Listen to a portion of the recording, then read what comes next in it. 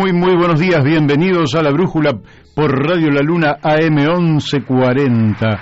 Hoy, lunes 27 de septiembre de 2021, y hoy seguimos con la matemática, programa 334. Y ¿sabés, Beto? En 2 programas estamos en el tercer año, ininterrumpido, aquí en La Brújula, muy bien, qué programa que hemos hecho, qué programa que hemos sacado adelante, y parece que va teniendo muy buena llegada cada día un poquito más, porque no nos podemos bajar de este tren. ¿Y para qué nos vamos a bajar si la estamos pasando muy pero muy bien? Les cuento que hoy es un lunes medio nublado, una temperatura de 15 grados, está un poco fresco, encima con humedad 84%. Para mañana medio chaparrones, algunas gotitas, el miércoles despeja un poquito y después el jueves vuelve con un poco de agua, recién el viernes es un día a pleno sol y después vuelven las nubes. Qué días, no son primaverales como a mí me gustan, pero de todas formas las temperaturas son perfectamente soportables y por tanto me parece que son días también para disfrutar de una o de otra manera. Siempre hay que buscar el formato a partir del cual uno disfruta el día, cuando llueve torrencialmente y usted no se puede mover de su casa, y bueno, qué sé yo, vea si lee un libro, vea si lee algo, vea si juega al ajedrez, si mira televisión, en fin, y cuando el día está espléndido, lógicamente puede disfrutarlo de otra manera. Todos los días, lógicamente, se pueden disfrutar del trabajo. En general, los trabajos no son lo más agradable que tenemos los seres humanos, pero si usted trabaja en lo que le gusta, que tiene la diosa fortuna de que eso ocurra, bueno, también puede disfrutar las horas de trabajo, como ocurre aquí, a quien también le doy los muy buenos días, que es nada menos que el que conduce esto los días lunes desde la operación técnica, nada menos que Beto Perdomo, que trae ahí su enorme hinchada, como siempre, Y él trabaja en lo que le gusta, por eso lo hace muy bien, y por eso, como yo también, yo trabajo en lo que me gusta. Esto de venir acá realmente me encanta, entonces no sé si lo hago bien o lo hago mal, pero lo cierto es que al gustarme, las 2 horas se me van volando, y ya se pasaron 3 minutos, de manera que son las 12 horas 3 minutos. Vamos a darle también los muy buenos días a toda la gente que nos está escuchando a través de la antena de Radio La Luna AM 1140, los que se han quedado enganchados allí, escuchando tangos y de pronto, ¡pum!, ¿qué le aparece? Le aparece La Brújula, y se quedan a escuchar. ¿Por qué? Porque hay mucho material, hay mucha opinión, muchas cosas interesantes que van a escuchar en estas 2 horas de programa.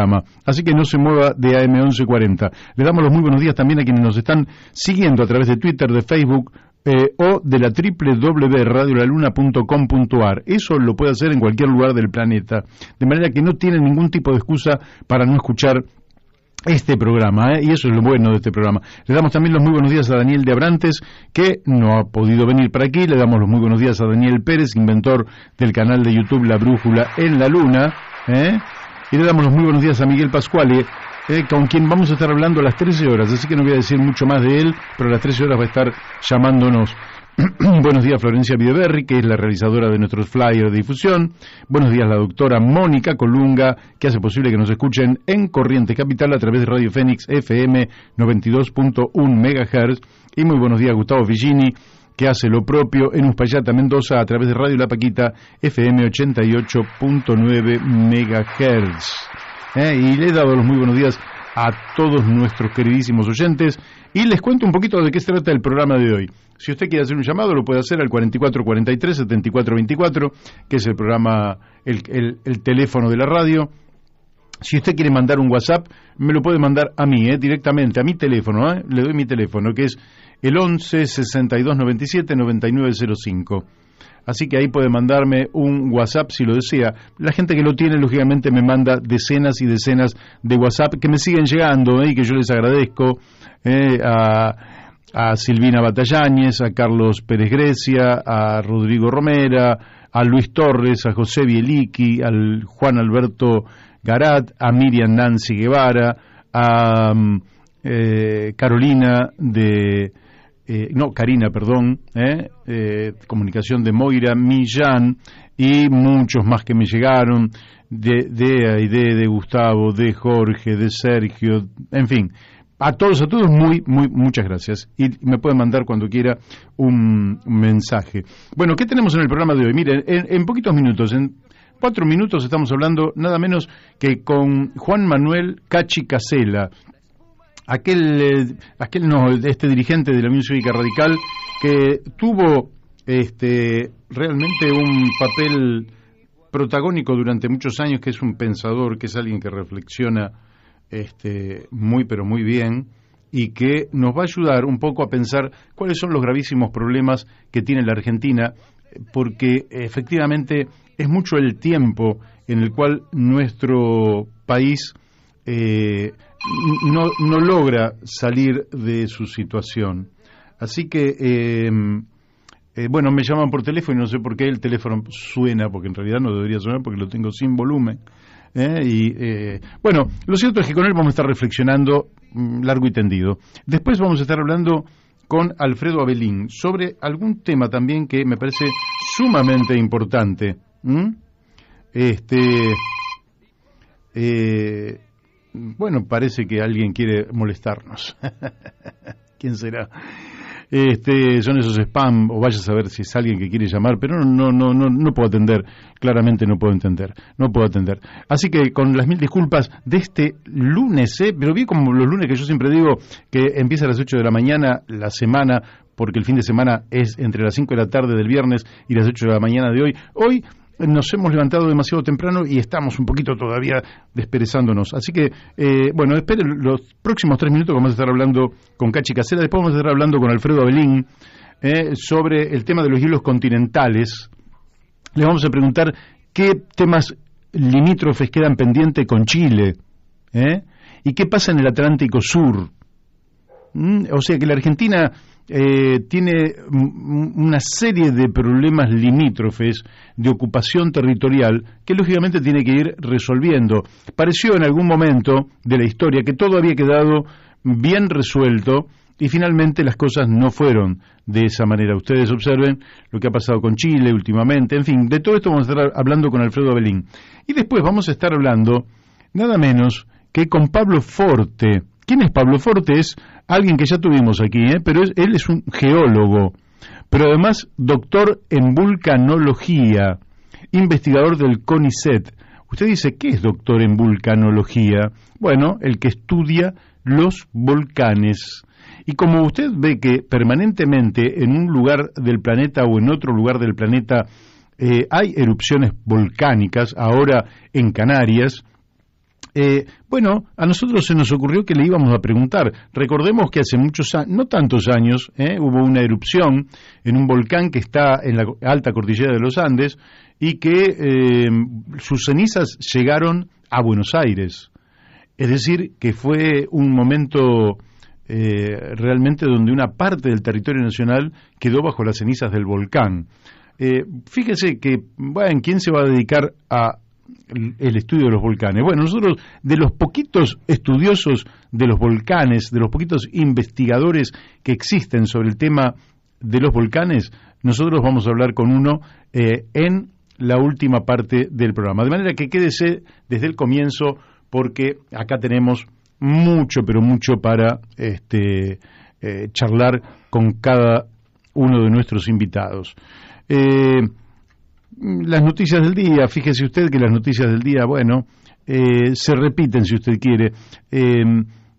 Una de las grandes noticias del día de hoy es de naturaleza internacional, porque simplemente en Alemania ganó una fuerza socialdemócrata y después de muchos años Angela Merkel da la impresión de que va a dejar su lugar a un gobierno socialdemócrata. Qué interesante el tema, qué interesante que, bueno, por ahí también lo charlamos un poquito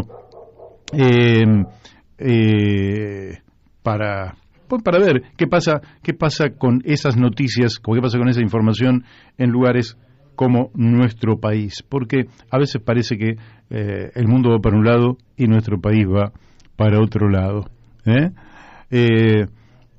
Bien, bueno, ya creo que si tenemos un poquito de suerte, estamos en contacto con Juan Manuel Cachi Casela. Cachi, buenos días, ¿cómo te va? Buenos días, es un gusto escucharte, Mario. Bueno. Mucho gusto, estoy a tu disposición. Bárbaro. Mira, voy a empezar un poco por la historia, pero básicamente porque estoy leyendo el libro La moneda en el aire, donde el historiador Roy Ora tiene un diálogo, casi una entrevista con Pablo Gerchunov. Sí. Y bueno, en la página 70 hay una línea a la cual le he prestado particular atención. Entonces te voy a plantear la pregunta y la respuesta. Roy Ora le pregunta: ¿qué hizo que el fracaso económico de la gestión Alfonsín fuese tan dramático y terminara en la hiperinflación? Y la respuesta de Pablo Gerchunov es: la gravísima situación externa, la deuda impagable, pero que los organismos internacionales y el gobierno de los Estados Unidos no aceptaban como impagable, fue el principal determinante del fracaso. Yo, lógicamente, que no te voy a leer el libro, tomo ese tema central porque me parece que es como una definición muy categórica y me gustaría escuchar tu mirada, porque vos fuiste un protagonista principal de aquellos años, y si compartís la idea de que las cosas se fueron de cauce porque una deuda que resultaba impagable, en definitiva, terminó condicionando toda la política económica del gobierno y llevó a aquella hiperinflación del año 89. Yo creo que el diagnóstico que acabas de transcribir en la respuesta que me leíste es relativamente acertado. Yo diría que en un 80%. La experiencia que yo viví en el gobierno de Alfonsín es que la deuda condicionó de manera extraordinaria el proceso económico argentino de comienzo de los años 80.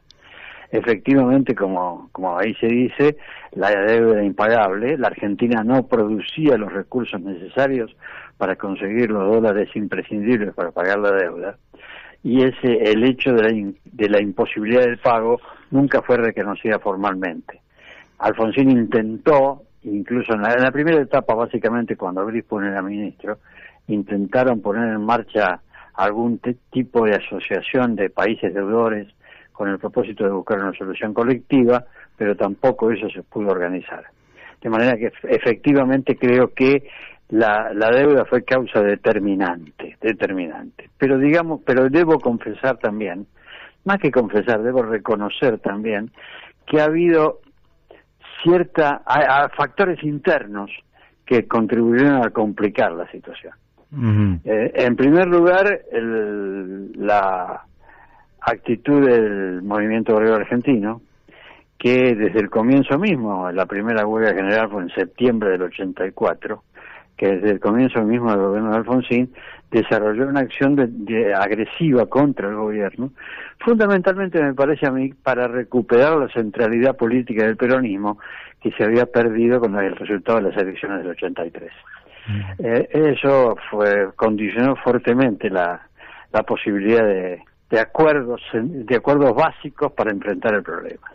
Y en segundo lugar, creo también que en general la clase política argentina de aquella época no tenía una conciencia clara de las limitaciones económicas. Me parece que veníamos de la Argentina excedentaria, que duró hasta el Rodrigazo, digamos así, y esa Argentina excedentaria parecía tener respuestas para los problemas económicos sin que esas respuestas estuviesen afectadas por lo que podemos denominar ortodoxia económica. La ortodoxia económica se convertía en el discurso político en una especie de denuncia de privilegios. Cuando se hablaba de la ortodoxia económica, todo el mundo pensaba que la ortodoxia implicaba mantener las condiciones de distribución del ingreso que existían en ese momento en favor de los privilegiados.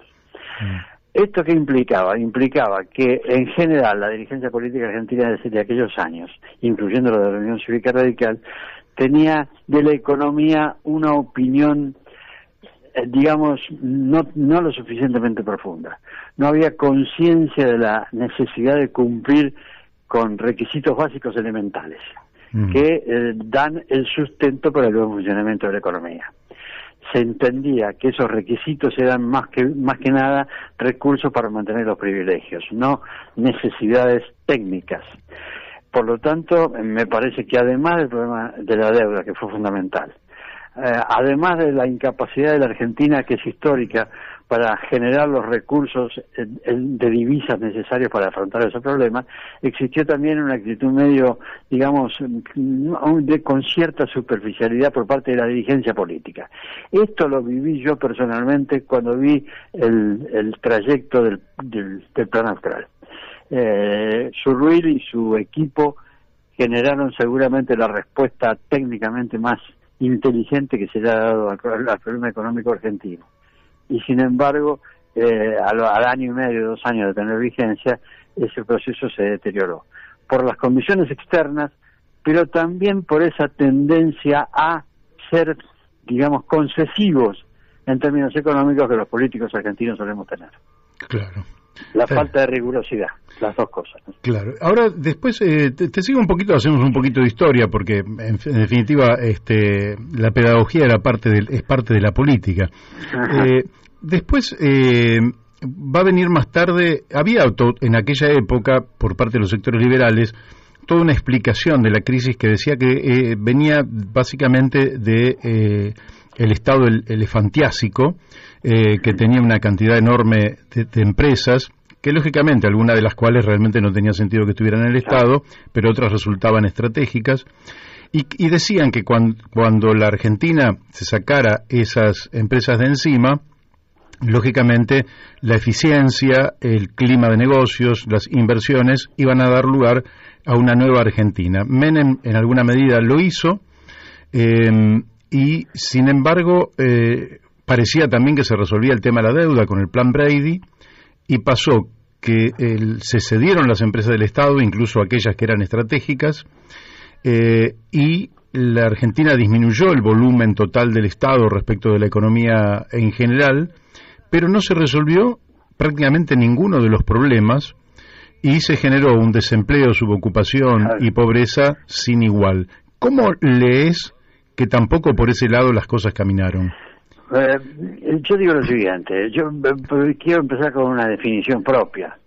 Yo no soy estatista, yo soy intervencionista. Uh-huh. Yo de ninguna manera creo que el Estado debe ser propietario de los medios de producción, por supuesto con la excepción que yo señalé de aquellos sectores estratégicos que hacen a la autonomía política, no claro. Solo a la economía.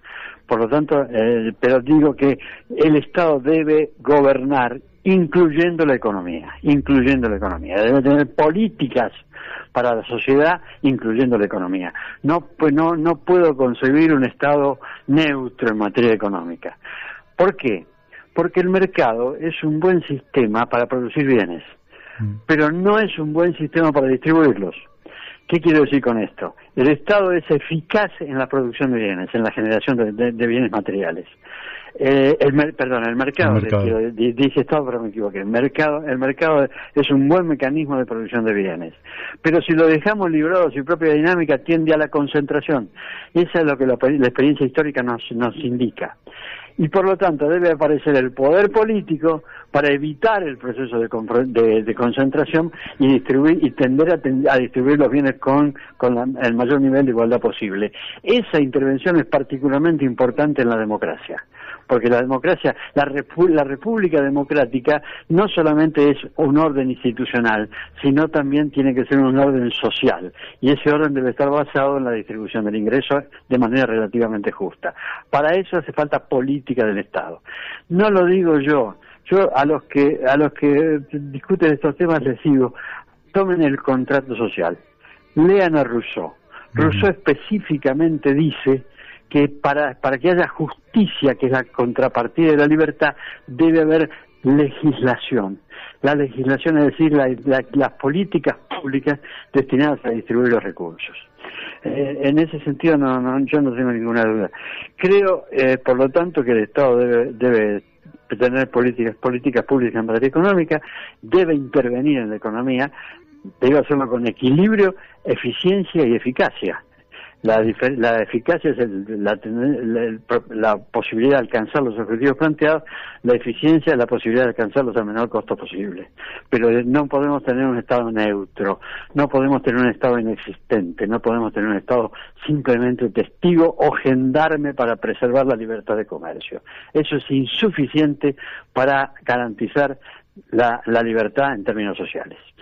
Yo siempre me acuerdo, estoy hablando de hace muchos años, una afirmación de un señor, un empresario que se llamaba Fernández Rivas, lo recuerdo perfectamente, que dijo que aquellos funcionarios públicos que administraban bien las empresas del Estado debían ser sacados de su función, porque las empresas del Estado funcionando bien eran contrarias al mercado, es decir, hubo una visión ultra en términos neoliberales que incluso propiciaba el mal funcionamiento de las empresas del Estado para llevarlas a la quiebra. Esa posición es una de las razones por las cuales la economía argentina encuentra los niveles de desigualdad y de diferenciación social que hoy estamos padeciendo, los niveles de pobreza que hoy estamos padeciendo. Ese tipo de neoliberalismo, el neoliberalismo absurdo, el neoliberalismo sin límite.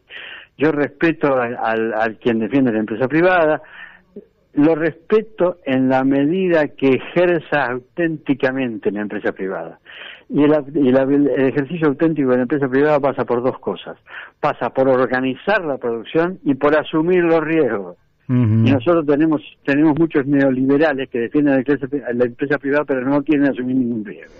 Y por lo tanto quieren tener ganancias garantizadas. Y eso no es empresa privada ni es neoliberalismo. Claro, sí, es así. Y bueno,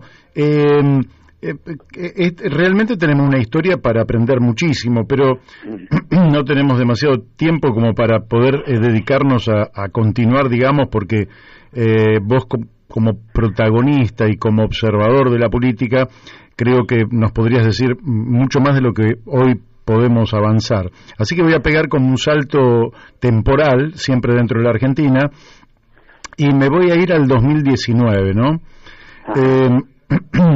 En el 2019, un famoso economista que está en los Estados Unidos, Guillermo Calvo, dijo algo así como que Argentina iba a necesitar un severo ajuste, pero lo mejor que podría ocurrir es que ganara el peronismo, porque el peronismo iba a poder hacer el ajuste sin tanta resistencia social, como hubiera tenido, por ejemplo, Cambiemos o Juntos por el Cambio en ese momento ya. El peronismo asume con Alberto Fernández en 2019, hace un ajuste, porque en realidad, más allá de lo que diga Martín Guzmán, basta ver la evolución de los precios y de los salarios y las jubilaciones, y el ajuste es innegable, y 2 años después cae derrotado en las elecciones. ¿Cómo lees vos, uno, que el Estado todavía no se haya ajustado después de casi 38 años de discutir este mismo tema, y 2, que sigan cayendo jubilaciones y salarios, y 3, la crisis política que sobreviene? Bueno, en primer lugar, el Estado debe funcionar como yo acabo de decir, me parece a mí, con eficacia y eficiencia. Si no tenemos un Estado que funcione así, difícilmente lograremos salir de esta situación económica. El Estado argentino no funciona bien, y por lo tanto yo planteo, lo tengo dicho y lo repito y lo escribo, tengo dicho que debemos en el catálogo de políticas de Estado que debemos diseñar, el primer punto es la reforma del Estado. Porque el Estado, tal como funciona en la Argentina, es un peso muerto, no genera la eficiencia operativa que debe tener, no alcanza sus objetivos.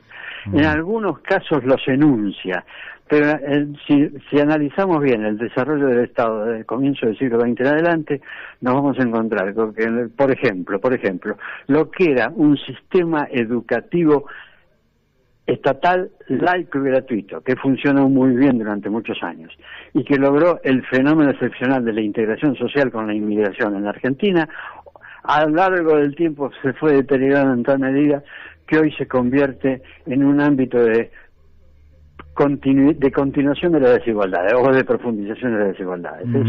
Eso me parece que es el aspecto más dramático del retroceso del Estado en Argentina. ¿Qué hace falta para reformar el Estado? Hace falta voluntad política. Hace falta voluntad política de llegar a los acuerdos centrales, porque la reforma del Estado no es cuestión de un partido político. Un partido político no lo puede hacer, tiene que hacerlo la sociedad, reclamarlo y ejecutarlo la sociedad. Esto debe hacerse de tal manera, debe plantearse de tal manera que la gente entienda que lo que puede parecer como ajuste originalmente se convierte después en un salto cualitativo importante. Si nosotros hacemos el esfuerzo de recuperar el sistema educativo argentino, vamos a ganar capacidad competitiva, vamos a ganar capacidad de creación de riqueza y vamos a ganar capacidad de distribución de la riqueza, porque todo eso requiere formación y pensamiento sistemático, y para eso lo da solamente la educación. Yo creo, por otro lado, que la opinión de Calvo puede ser correcta desde el punto de vista de la picardía política argentina, de lo que podemos denominar las circunstancias históricas, las anécdotas históricas de los últimos 50 o 60 años. ¿Por qué? Porque el peronismo ha tenido siempre la posibilidad de manejar los conflictos sociales a partir de un sistema sindical muy consolidado, pero ese sistema sindical ha venido retrocediendo en el tiempo. ¿Por qué? Porque ha crecido proporcionalmente la cantidad de trabajadores en negro. El sistema sindical argentino es un sistema concebido para trabajadores registrados, para trabajadores inscritos, registrados, y no para la gente que vive de changas y que está trabajando permanentemente en negro. Y hoy el trabajador en negro en Argentina, el trabajador irregular, el trabajador no registrado, alcanza el 40% de la población laboral. Por lo tanto, hoy la influencia de los sindicatos se ha deteriorado, además de una transformación productiva que ha reemplazado las grandes masas de trabajadores con empresas de 5.000 trabajadores con un sistema más moderno de robótica, por ejemplo, de inteligencia artificial ahora, que va sustituyendo una mano de obra humana. Por lo tanto, hoy estamos viviendo una situación que en el plano sindical es el siguiente: hay un grupo, una CGT, que representa un sector de los hombres y mujeres del trabajo. Hay un sector de la población que algunos analistas han calificado como excedentarios. Es decir, estamos viviendo el drama de que la mano de obra humana ha pasado está sobrando en el sistema productivo argentino. Y por lo tanto estamos frente a condiciones distintas de las que preveía Calvo, porque hoy el movimiento sindical argentino no tiene la potencia ni la capacidad de controlar los conflictos que tenía antes. Por eso aparecen los movimientos sociales. Por eso aparece un actor nuevo de la política argentina, que es la movilización de los que están fuera del sistema, la capacidad de organizarlos y movilizarlos. Y ese factor hay que incorporarlo al análisis, porque si no, no entendemos la realidad social argentina. Correcto. Entonces, ahora la situación es distinta. ¿Por qué? Porque se ha producido el bache de fondo, me parece a mí, que consiste en lo siguiente: el peronismo ya no es el partido de la justicia social. El peronismo lo fue en los comienzos, a partir de mediados de la década del 40 del siglo pasado hasta el 51, 52 por ahí. Ya con el segundo gobierno de Perón empezó una crisis económica importante, reapareció la crisis económica en Argentina. Pero además el peronismo ha sufrido un cambio cultural. Hay demasiados dirigentes peronistas, no digo todos, ni quiero generalizar, pero digo, hay demasiados dirigentes peronistas que consideran que la pobreza les conviene bien porque genera voto cautivo. Y entonces tenemos un problema cultural, un problema económico, y también tenemos un problema político, una concepción de la política que se vuelve utilitaria y busca el poder como un único objetivo. Por lo tanto, las condiciones ya no son las mismas. Las PASO de hace menos de un mes han sido claramente determinantes en ese sentido. El retroceso del peronismo en términos electorales está basado fundamentalmente en que mucha gente percibe que se queda fuera del modelo, aún con gobiernos peronistas. Y por lo tanto, eso implica necesariamente un cambio de la percepción social en plano de política y una pérdida de eficacia de lo que históricamente significó capacidad de control, del control social, ¿no es cierto? Claro. Y la respuesta, me quedo ya en la coyuntura un poquito. En la respuesta que ha tenido el gobierno frente a las PASO, donde efectivamente tuvo un retroceso muy significativo respecto a 2019, se ha visto, por lo menos la mirada que tengo yo, no voy a decir, no le voy a hacer cargo a nadie, yo lo he visto casi como un retroceso, es decir, Mansur, Aníbal Fernández, yo tengo la impresión que es casi como una respuesta del pasado sin eficacia para el porvenir. ¿Crees que la dimensión política, el peso político de estas personas o la capacidad de ejecución puede significarle al gobierno un paso adelante, o pensás que la imagen de este gobierno se deteriora irremediablemente? ¿Cómo ves eso? A mí me parece lo siguiente. Primero, creo que el gobierno actual padece un problema institucional muy serio. Esta bicefalía, de hecho, que estamos viviendo, impide una conducción eficiente del Estado. Claro. Creo eso en primer lugar como problema institucional. Después el problema, las personas también son problemas. Me parece, lo digo con todo respeto desde el punto de vista humano, pero me parece que el presidente de la República carece de jerarquía para el cargo. Uh-huh. Cuando yo digo que carece de jerarquía para el cargo, quiero decir que no está a la altura de las responsabilidades que el cargo implica. Me parece que no está a la altura de las responsabilidades que el cargo implica. Pero la contrapartida es que la vicepresidenta no tiene la grandeza que debe tener un dirigente político de ese nivel. ¿Por qué grandeza? Grandeza es la capacidad que tenga un dirigente político de actuar en función del interés colectivo, del bien público, y no a partir de sus propios objetivos personales. Me parece que cuando un dirigente político de esa magnitud empieza a pensar en términos personales, demuestra que no tiene grandeza. Por lo tanto, en el campo institucional hay problemas de carácter formal y de carácter personal. En tercer lugar, la modificación del gabinete fue un proceso anárquico y contradictorio, porque la preeminencia de Mansur, por ejemplo, que ha sido uno de los dirigentes que en algún momento incluso dijo públicamente que la vida política de Cristina Kirchner estaba agotada, propuesta por la propia Cristina Kirchner, indica claramente que la derrota electoral fue asumida en términos muy superficiales. No se debatieron las razones de fondo de la derrota, y se pensó que con un retorno a lo que podemos denominar el peronismo histórico bastaba para cambiar la situación. En cuarto lugar, también la forma en que se quieren reconquistar votos es una demostración de atraso desde el punto de vista del análisis social. El peronismo ve que ha retrocedido en términos numéricos, ve que ha habido muchos peronistas que han dejado de ir a votar, no solamente algunos que han cambiado el sector, pero otros que han decidido no votar, y quiere reconquistar esos votos perdidos a partir de lo que podemos denominar la política dativa tradicional. Uh-huh. Y a esta altura todo el mundo sabe que la política dativa tradicional no alcanza para superar los problemas de desigualdad que la Argentina está padeciendo. Para volver a ser un país equilibrado en términos sociales, el regalar dinero o regalar artículos de consumo inmediato no marca diferencia. Incluso es una visión, digamos, una visión irrespetuosa de lo que del pueblo y de los votantes. Creo que todo esto es simplemente una táctica que es muy desarrollada en términos muy tradicionales, y que además implica el riesgo de acelerar la inflación en el futuro inmediato, aceleración que profundiza un problema histórico de la sociedad argentina, que es uno de los motivos centrales de desigualdad.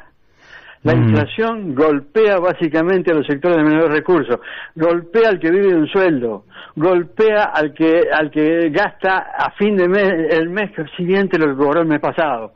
Es decir, la inflación es una forma de ajuste permanente, y la política dativa puede llevar a su extremo, puede profundizar aún más ese fenómeno negativo. Bien, bueno, muy claro. Me llegan cosas que no te voy a comentar porque me llegan preguntas, en fin. Pero así que voy a ir directamente a la última por razones de tiempo. ¿Cómo no? Y que tiene que ver, en conversación anterior, donde yo te preguntaba sobre la posibilidad de que emergiera algo nuevo en el sistema político, vos planteabas que básicamente el sistema político, así lo entendí yo por lo menos, es como que está armado y que en realidad de lo que se trataría es de que los componentes principales cambiaran su comportamiento, es decir, la gestión de cada uno de estos grandes componentes por lo menos. Y por fuera del oficialismo que se nuclea políticamente en el frente de todos, reaparece con cierta fuerza Juntos. Y Juntos aparece con una nota de continuidad, podríamos decir, mirado esto desde la provincia de Buenos Aires, que podría ser Diego Santilli como nota de continuidad y con otra que suena como una cierta discontinuidad y que podría intentar, por lo menos, modificar ese perfil de centro-derecha marcado que le ha dado el macrismo y el PRO a toda la alianza, y es la irrupción de Facundo Manes. ¿Vos creés que esto tiene la fuerza, la envergadura, la potencia y las capacidades como para transformar esta fuerza que originalmente se la visualizó encabezada por el PRO, para marchar a otro lugar distinto, más parecido a la corriente a la que vos perteneciste históricamente? Lógicamente estoy hablando de aquella corriente que aún vive, pero que en su momento de gloria lo tuvo a Raúl Alfonsín en la presidencia de la Nación.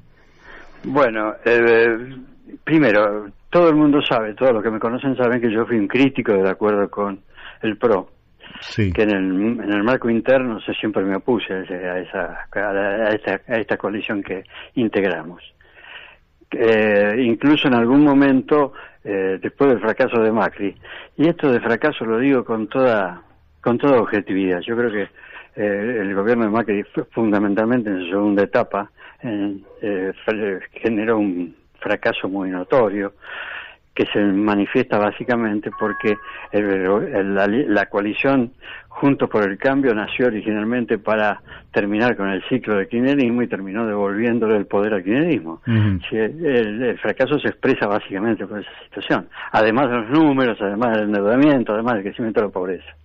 Pero digo, yo hago esta aclaración para que todo el mundo sepa en qué ángulo me ubico en todo este asunto. Uh-huh. Yo me opuse a esta coalición por sus contradicciones internas, porque era difícil que funcionara adecuadamente un sistema integrado por un partido neoempresarial de visión de centro-derecha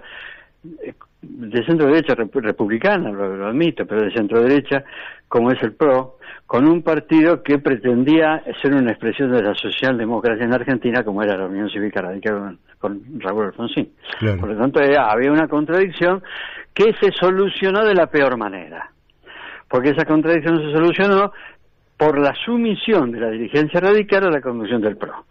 Desde el 2015 al 2019, el PRO manejó el gobierno, el radicalismo fue un convidado de piedra, un furgón de cola, como dice Morales, que aceptó pasivamente la conducción del PRO, no intervino ni para proponer, ni para corregir, ni para evitar. Por lo tanto, la sumisión fue una actitud política negativa. Tercero, en ese mismo campo, creo que la situación varía en los últimos tiempos, por lo menos en alguna medida, cuando el radicalismo parece advertir que esa situación de sumisión no es sustentable en un país que tiene los problemas que tiene Argentina, uh-huh, y que hace falta rápidamente volver a recuperar el espacio político para reinstalar una visión de la República que no pase solamente por lo institucional, sino que incorpore decididamente los factores sociales, y que esos factores sociales implican un sistema de creación y distribución de la riqueza. Uh-huh. En ese marco, la aparición de Manes es una buena noticia. ¿Por qué? Porque Manes, porque su discurso, el discurso de Manes, que todavía no es un discurso absolutamente definido, pero que marca algunas líneas importantes. El discurso de Manes se diferencia del discurso de la convicción sumisa que tuvo el radicalismo del 15 al 19. Trata de reivindicar la identidad del partido, trata de reivindicar su autonomía, trata de plantear una línea de acción política que tenga otra vez contenido social, me parece a mí. Es una buena noticia. Me parece además que esa aparición rompe un poco el esquema que estaba ejerciendo la conducción radical. El radicalismo tiene un problema, lo voy a decir de una manera que a los radicales me parece que no les va a gustar, pero tengo la obligación de decirlo. Uno de los problemas que tiene el radicalismo hoy no tiene dirigentes. Hoy el radicalismo tiene candidatos. Y eso son dos cosas distintas. No digo que los candidatos no puedan ser dirigentes. Digo que la mayor parte de la dirigencia radical optó por pelear por candidaturas individuales más que por conducir el partido. Hay un retroceso cultural en ese sentido. Para un sector importante de la dirigencia radical, el radicalismo dejó de ser importante como partido político y tiene importancia solamente como agencia electoral. Y eso difumina todas las concepciones de fondo que un partido político tiene, las posterga, las anula. Me parece que la presencia de Manes puede ser útil para restablecer una concepción del partido político que esté vinculada fundamentalmente con una visión de la sociedad argentina y una respuesta para los enormes desequilibrios que esta sociedad argentina tiene. Bien. Bueno, Juan Manuel Cachi Casella, te agradecemos muchísimo que hayas estado con nosotros de nuevo y, bueno, próximamente te volveremos a molestar. Pero con mucho gusto, Mario, a disposición siempre y es un gusto para mí. Gracias. Gracias. Bueno, ustedes lo han escuchado, clarísimo, y me han llegado una enorme cantidad de mensajes que le pido disculpas, pero no los he podido leer porque, lógicamente, estoy prestando atención al entrevistado, que me parece que siempre aporta una mirada clara. Después, usted la puede compartir o no la puede compartir, eso siempre es lógico, pero lo importante es que quien emite la opinión lo hace con total claridad. Después el resto de las cosas, lógicamente, cada oyente, porque aquí tengo oyentes que vienen, algunos del propio radicalismo, otros del campo nacional y popular, algunos del socialismo, algunos que son vecinos, y bueno, después veré qué es lo que dice cada uno, pero seguramente que ha despertado algo en los oyentes porque me han llegado muchos mensajes y eso es lo más importante. Lo otro importante es que estamos hablando de política en un país que tiene poca cultura política y poco debate de muy buen nivel, y creo que en un nivel de gran respeto y de ideas, me parece que siempre es un aporte, y ustedes saben que nosotros aquí en el programa hablamos con una diversidad de personalidades de la política argentina, en general pensando que van a aportar desde su punto de vista algo positivo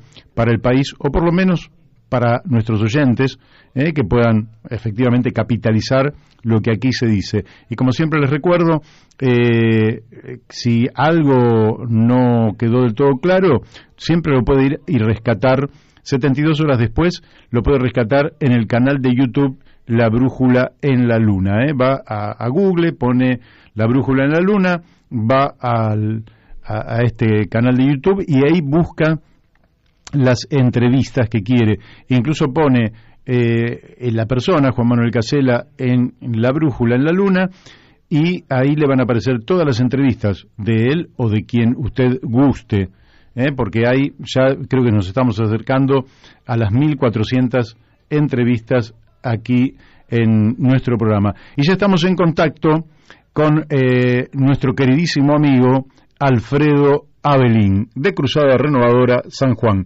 Alfredo, ¿cómo te va? Mi querido amigo, una alegría enorme el poder estar nuevamente con ustedes en ese prestigioso programa La Luna, y con ustedes que son realmente unos verdaderos patriotas, comunicadores con seriedad y con responsabilidad para que la gente sepa de qué se está hablando y qué está pasando en el país. Bueno, eso lo intentamos, por lo menos, no sé si lo hacemos del todo bien, pero lo hacemos y realmente tenemos un cariño, un amor por nuestro país que nos lleva justamente a no bajar los brazos y cuando el viento sopla en contra, igual nosotros marchamos para adelante. Alfredo, en un momento histórico, hace muchos años atrás, al comienzo de la democracia, que se hizo aquella famosa consulta por el tema del Beagle, aquel canciller Dante Caputo, si mal no recuerdo, ya había dicho que los problemas limítrofes con Chile habían quedado virtualmente todos resueltos. Sin embargo, aparecen puntos conflictivos y da la impresión de que no está terminado el asunto. De pronto apareció por parte del presidente Piñera un reclamo de aguas que los argentinos las consideramos propias. ¿Por qué no nos haces un balance del estado de situación? Y sobre todo porque vos diste una conferencia sobre los hielos continentales. Así es, di una conferencia en Córdoba, otra en Rosario, y el día jueves que viene vamos a dar una conferencia en el Círculo de Oficiales de las Fuerzas Armadas, el COFA, a las 18 horas, me han invitado y bueno, voy a participar, por supuesto. Mire, lo que decía Caputo, sí es correcto, Dante Caputo, cuando en ese programa tan importante con don Vicente Leonidas Sade, le decía que había las nubes de Úbeda, ¿se acuerdan? Sí, claro. Pero decía de que estaban solucionados los conflictos. Esto no fue así. En el año 1991, en el gobierno del doctor Menem, todavía habían 24 puntos en conflictos. Esos 24 puntos en conflictos empezaron a ser trabajados por el que era en ese entonces el embajador argentino en Chile, que se llamaba Oscar Espinosa Melo. Se solucionaron junto con Alwin primero y después con Frey.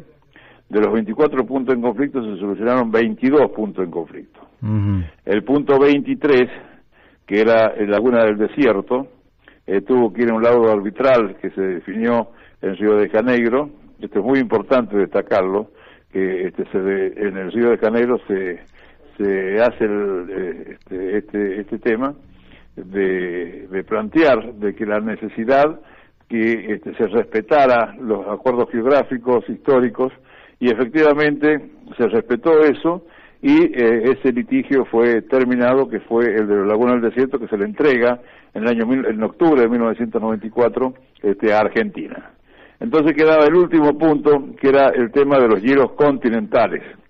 Los hielos continentales, para que la audiencia conozca, son aproximadamente 22.000 kilómetros cuadrados, o 22.500 kilómetros cuadrados, de los cuales 19.000 kilómetros cuadrados le corresponden, que se llama campos de hielo, le corresponde al vecino país de Chile. De los restantes, los 3.500 kilómetros cuadrados le corresponden a nuestro país, Argentina. Esto fue absolutamente categórico con todos los tratados, protocolos y acuerdos que existieron desde el año 1881, 1889, 1902, 1945, que decía altas cumbres, divisoria de agua a perpetuidad. ¿Esto qué significaba? Significaba que lo que va hacia el occidente, en las altas cumbres, es para Chile, y lo que va para oriente es para Argentina. ¿Qué es lo que hacía falta? Lo que hacía falta era demarcar. Demarcar significa colocar una bandera en las zonas más altas, en la montaña más alta, y de esa montaña más alta se dice, señores, lo que va para el Pacífico es para Chile, y lo que va para el Atlántico, si soy más didáctico, va para la Argentina. Correcto. Entonces, de estos 22.500 kilómetros cuadrados, como dije, 19.000 a Chile, y 3.500 a Argentina. A partir de eso, empieza con las tratativas que existían con Chile. Se solucionaron, como dije al principio, todos los puntos anteriores. De los 24 se solucionaron 23, y el punto 24 quedó en la nebulosa a partir de marzo del año 92. y pasaba el tiempo, hasta que en un momento determinado, Vitela le dice al canciller, Campos Arana, que era el chileno, le dice, mirá, ya tengo la solución para darte. ¿Y cuál era la solución que decía que era para dar? La solución era concretamente hacer una zona de soberanía compartida en la zona de la parte de los hielos continentales, cosa que realmente se entera Espinosa Melo, lo denuncia penalmente por traición a la patria, y ahí se cambia el procedimiento, y en vez de hacer una zona de soberanía compartida, se inventaron la poligonal, que en su momento se llamó la poligonal de la vergüenza. Esa poligonal de la vergüenza era entrar sin respetar los protocolos y acuerdos de, como dije recién, 1881, 1893, 1902, 1945, altas cumbres divisorias de agua a perpetuidad. Y se metían dentro del territorio argentino en una zona que es muy importante, que iba del Fitzroy al Murallón, esa es una zona, que es la zona alta, y del Murallón al Daudet, que es la zona baja, Daudet y Estoco. Se meten en Argentina por 1.057 kilómetros cuadrados que fueron entregados por los senadores argentinos de esa época, pasaron unos años y lo entregaron al vecino del país de Chile.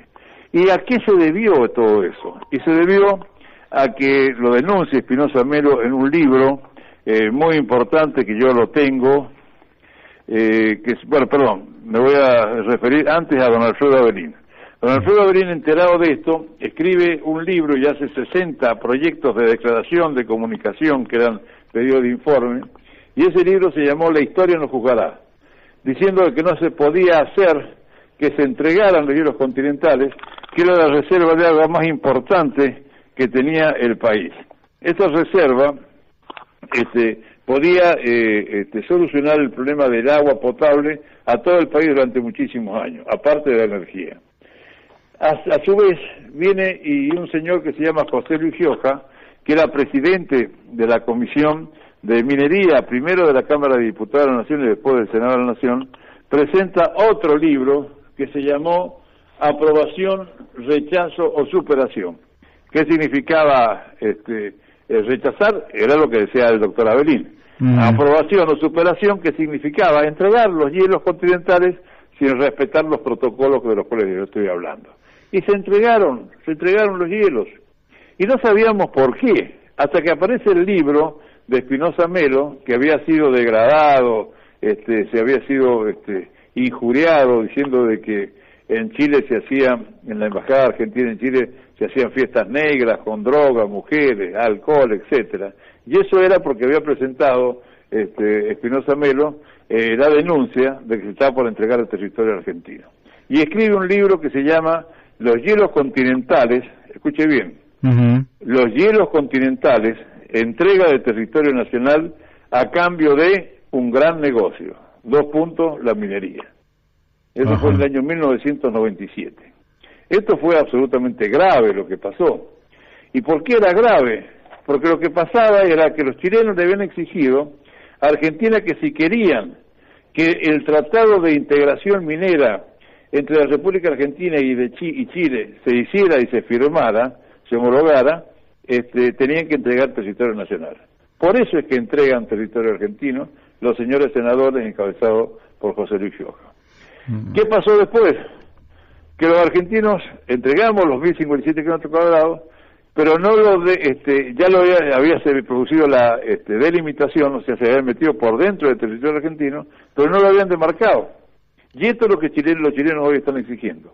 Con la diferencia, a su vez, que también exigen, cosa que gracias a Dios no se entregó, la zona alta, que es la zona que va del Fitzroy al Murallón, son aproximadamente 800 kilómetros más de los hielos continentales, que lógicamente estamos desesperados porque la oposición triunfe para que no vaya a entregarse nuevamente y traicionar los protocolos y acuerdos que hicieron nuestros hombres en el siglo pasado, en los dos siglos anteriores, en 1881 y en el 1902 y 1945, porque si no, nos quedaríamos prácticamente sin la reserva de agua potable que tiene el país.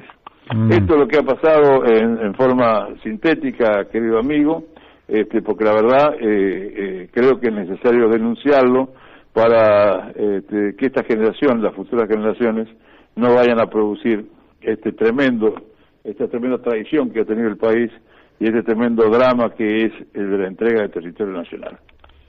Alfredo, vamos a quedar para una próxima charla porque sé que hoy tenés compromisos y estaba previsto que te iba a llamar más tarde y charlar con más tiempo, pero me parece que este tema en particular lo transmitiste con una claridad tan meridiana que no ha quedado ningún tipo de dudas.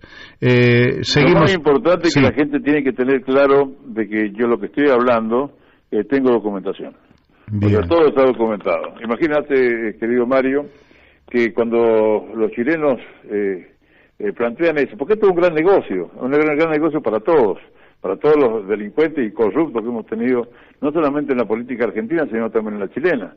Porque en forma inmediata, cuando empiezan a plantearse todo este tema de acuerdos y protocolos, y etcétera, se empieza a comprar territorio en Chile, los chilenos, a través de 2 o 3 o una familia que se llama la familia Lutzig, que son Jean-Paul Andrómico y Santiago Lutzig, empiezan a comprar los territorios al lado de la cordillera de los chilenos, y argentinos compran del lado argentino, cosa que de esa forma, sabiendo que iba a haber una gran explotación minera, ellos ya iban a tener la tranquilidad o la viveza de poder manejar las salidas de los minerales de los distintos tipos. Tan es así que, por ejemplo, en la zona de San Juan, nosotros tenemos que hay una zona muy rica en cobre que se llama el Pachón, y por el otro lado, del lado chileno, se llama Pelambres. ¿Cuándo fueron comprados los territorios chilenos? Fueron comprados en el año 1995-96 por justamente la familia Lutzig, porque sabían de que esto se iba a producir el acuerdo del Tratado de Integración Minera Argentino-Chilena. Entonces, señores, nosotros tenemos que tener claro lo siguiente: Chile tiene una fuerza expansionista muy importante. No se olviden ustedes que decía Pinochet: hagamos 2 pasos para adelante y retrocedamos 1 paso, pero se quedan con 1 paso. Claro. Y ese paso significan miles de kilómetros cuadrados argentinos en detrimento de nuestra soberanía y de nuestro territorio. Esto es lo que está ocurriendo en el país y esto es lo que están haciendo ahora los chilenos. Señores, están dando 2 pasos, exigen que se produzca la demarcación de la delimitación anterior, exigen que la plataforma submarina, casi 5.000 kilómetros cuadrados, y también exigen la zona alta, que es la que no ha sido aprobada. Algunas de esas cosas, pues, lo que consigan, para ellos es positivo, porque siempre va a ser en detrimento de la soberanía y de la lucha de muchos argentinos que han peleado con mucha fuerza y con mucha decisión y mucho coraje por mantener nuestro territorio nacional. Bueno, esperemos hacer honor a los protocolos y que se respete aquello, y que esto, bueno, y la seguimos en cualquier momento, ¿te parece, Alfredo? Y le mando un abrazo enorme, perdone que me haya demorado quitar un poco de tiempo a algún otro amigo. Un abrazo grande. Un fuerte abrazo. Bueno, gracias. Hemos hablado con Alfredo Abelín de San Juan, que fue intendente de aquella provincia, hijo de Alfredo Abelín también, gobernador y senador nacional. Así que bueno, vamos a la tanda de la radio y después volvemos con más de La Brújula. Bueno, seguimos aquí en La Brújula por Radio La Luna. Estamos en contacto con quien hace mucho para que este programa pueda estar en el aire. Me refiero a nuestro amigo Miguel Pascuale. Hola Miguel, ¿cómo te va? Hola Mario, ¿qué tal? Hola, buenas tardes a todos los oyentes y especialmente los escuchas, que hay una pequeñísima diferencia. Pero muchas gracias por este pequeño espacio y me siento un poquito incómodo de interrumpir el magnífico programa que estás haciendo. El papá de este muchacho de Abelín de recién, bueno, era un gobernador, el último gobernador honesto, la verdad que gente muy linda, muy buena y con sus apreciaciones extraordinarias. Pero bueno, en este pequeño tiempito queríamos empezar a poner las primeras partes de este pequeño multimedio que estamos armando con tanto esfuerzo. tanta gente que nos está ayudando para hacer un multimedio comunitario, un multimedio de inclusión comunitaria, un multimedio independiente y de llegada punto a punto, como casi quirúrgicamente, accesible, no como estos medios tan masivos, un medio de responsabilidad social que nos permita desarrollar las cosas que se necesitan, que necesita el pueblo, que se necesita popularmente. Lo vamos a poner a disposición del Instituto Argentino de Propuestas y especialmente del proyecto Justo, Humano y Social, o Justo, Social y Humano, que estuvo presente hasta recién. Y podría ser un primer tema este asunto de cómo pensar una ciudad. La tenemos a Guillermo Tela, que trabaja con nosotros en la parte de la construcción, la parte de obra. Hoy se llama Opus, pero hace muchos años que estamos con medios de la construcción. Y para pensar una ciudad pone algunos aspectos bastante interesantes, que es en base a una planificación. Y no vamos a poder a lo mejor leer todo este proyecto, comentar esto, porque son temas como le tocó a Casella o como le tocó al hijo Abelín recién también, que para contestarlo la verdad tiene que desarrollar un trabajo. Ellos están muy compenetrados, inclusive hablando ligero. Bueno, Miguel, no nosotros decirlo en un renglón. No, desde luego, no se puede decir en un renglón, pero sí me gustaría decir que vamos a tratar de incorporar estos temas que tienen que ver con el urbanismo, con el desarrollo de las ciudades, con la posibilidad de mejorar las ciudades existentes y de crear nuevas ciudades en la Argentina, tan necesario para ocupar el territorio. Y que vamos a contar también con la participación de una arquitecta que trabaja sobre estos temas, que ya la tuvimos en el programa, que se llama Andrea Favale, y vamos a tratar de que sea una columnista del espacio. Seguramente nos va a ayudar mucho porque esta arquitecta hemos escuchado su punto de vista, y no es fácil, inclusive dentro de los arquitectos, los profesionales, a veces se abocan mucho a un punto y no a una generalidad, y esta señora la verdad que es muy amplia y nos va a dar una ayuda muy grande escucharla con atención, y nos va a permitir darle un pequeño lugar a algunas empresas, que hay muchas también que están colaborando con puntos específicos, como a lo mejor unas salamandras que consumen mucho menos combustible, o unos pisos deck que colaboran con el medio ambiente. Hay un montón de detalles que las empresas también colaboran con esto, y entre todos juntos no es una cuestión que uno solo pueda hacer esto, ¿no? Podremos llegar a ayudar a solucionar el problema de la vivienda. Claro, vos sabés que justamente se engancha esto con una información que está circulando, que tiene que ver con lo que pasó ayer en una votación en Berlín, donde se iba a votar por expropiar 240.000 viviendas para convertirlas en propiedad pública en el marco de la crisis inmobiliaria. Mirá vos, si esto se pensara en la Argentina, pero ellos son mucho más prácticos, son alemanes, y resulta que cuando se expropia hay que explicar muchas veces, porque algunos dicen una expropiación es un robo. No, una expropiación es contra pago del bien expropiado, de manera que si un gobierno expropia una vivienda, cosa que acá por otra parte, casi enfrente de la radio, por donde pasa la autopista del oeste, se expropiaron muchísimas casas para poder construir la autopista, ¿verdad? Y al propietario se le daba el dinero como para que pudiera no solo comprar una casa equivalente a la que tenía, sino un pequeño plus por todo, por todos los males ocasionados o las incomodidades. En Alemania ayer se votó la expropiación de... Hay hasta un 20% de compensación por comprarse por la fuerza. Hay una ley al respecto y primero tienen que aprobar que es para bien común. Y si es para bien de toda la sociedad, aunque eso sea mío, tengo que venderlo. No es que me lo sacan tampoco. Así es. Va a ser para bien de todos. Bueno, sí, seguí, por favor. Bueno, y en Alemania ayer se votó la expropiación de 240.000 viviendas que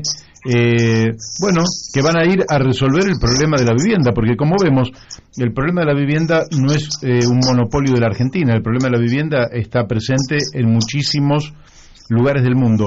Pero hay algo, Miguel, que me parece interesante que digamos, que el área de la construcción es un área donde prácticamente no se necesitan dólares para poder impulsar la actividad económica.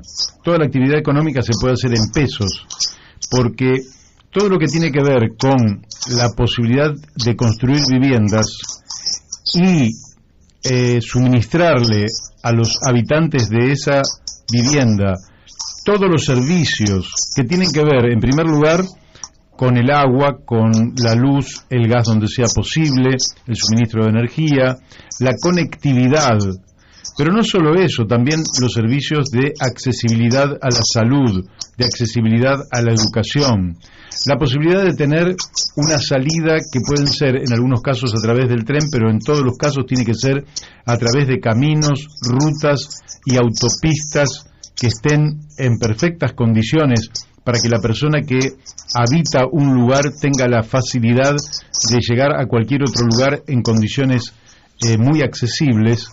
Todo esto se hace en la Argentina con pesos y con trabajo argentino, de manera tal que es una posibilidad de generar virtualmente el pleno empleo en el país sin tener que invertir un solo dólar y sin depender de ninguna financiación extranjera.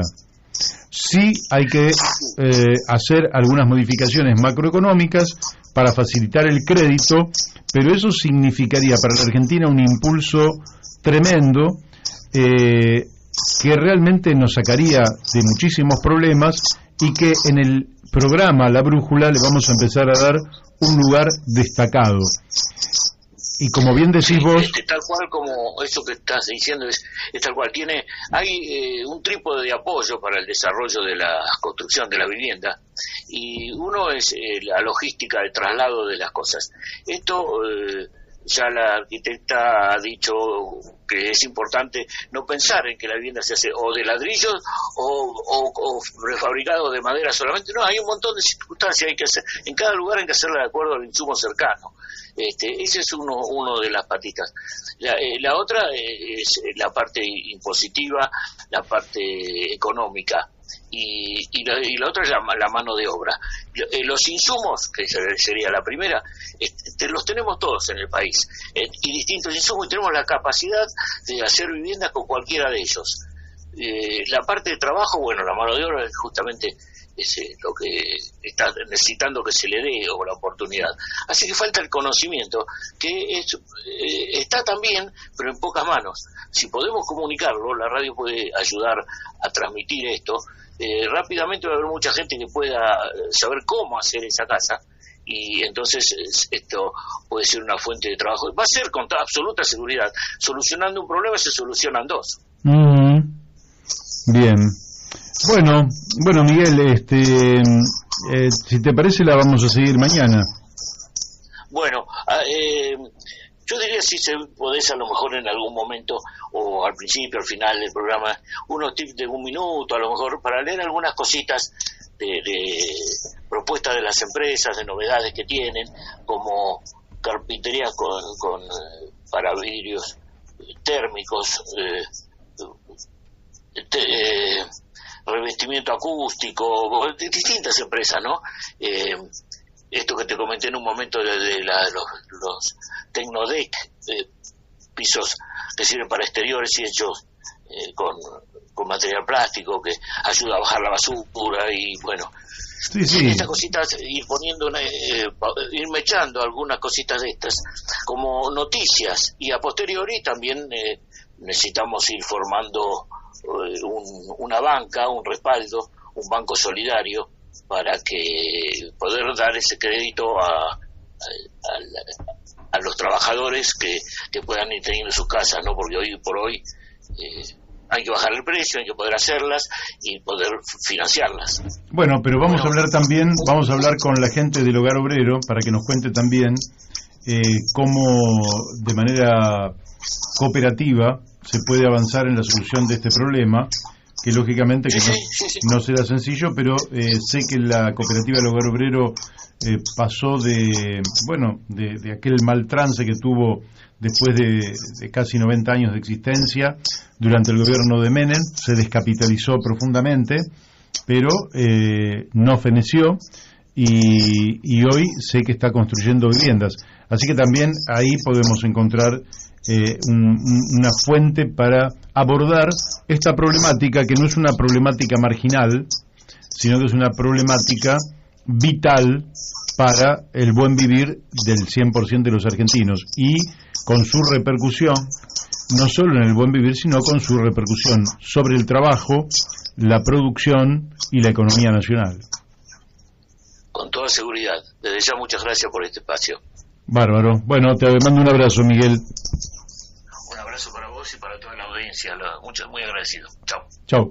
Bueno, ustedes lo han escuchado. Vamos a abordar en el programa esta problemática. Vamos a ver cómo la vamos incorporando de manera tal que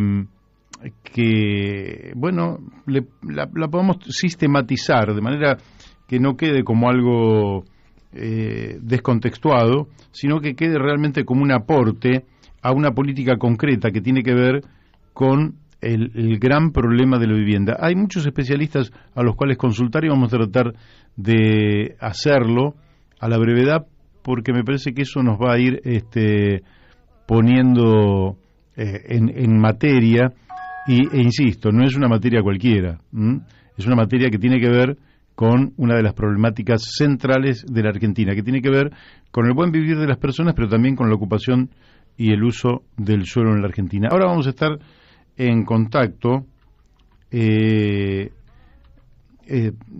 tiene que ver con este sí que es un tema interesante, tiene que ver con el gran problema de los volcanes.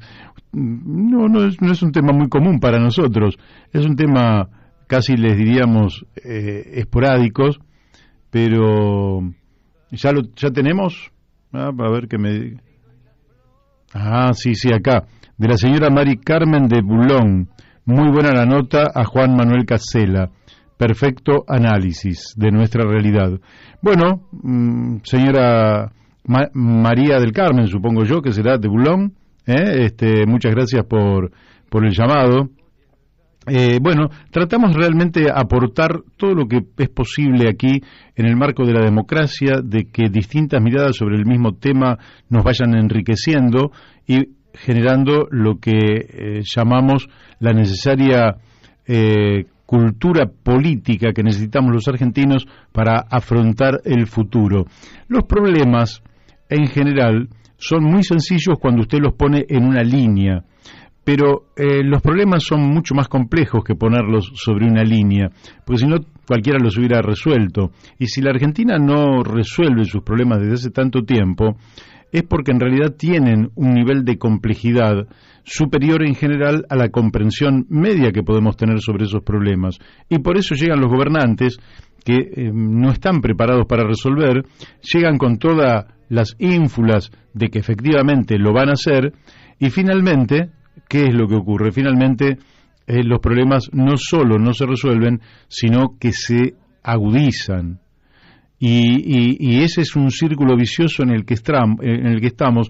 Por eso yo creo que los argentinos vamos a ir a la resolución de los problemas en tanto y en cuanto seamos humildes, estudiosos, analíticos, sepamos escuchar a los otros que tienen otros puntos de vista y buscar los consensos necesarios para superar problemas que parecían sencillos, que se hacían de taquito, como la inflación o la pobreza, y que finalmente cada día estamos peores. Creo entonces que ya estamos con Pablo Forte. Pablo, buenas tardes. ¿Qué tal, Mario? Buenas tardes, ¿cómo andás? Muy bien, bueno, un gustazo poder charlar contigo, y realmente yo creo que si le preguntara a los oyentes si conocen a muchos geólogos, seguramente me dirían que no es tan fácil conocer a un geólogo. Pero si dentro de los geólogos, un doctor en vulcanología e investigador del CONICET, yo creo que sos uno de los pocos que debe haber en la Argentina. ¿Es así? Y somos, es cierto, es difícil encontrar volcanólogos por la calle, pero somos algunos.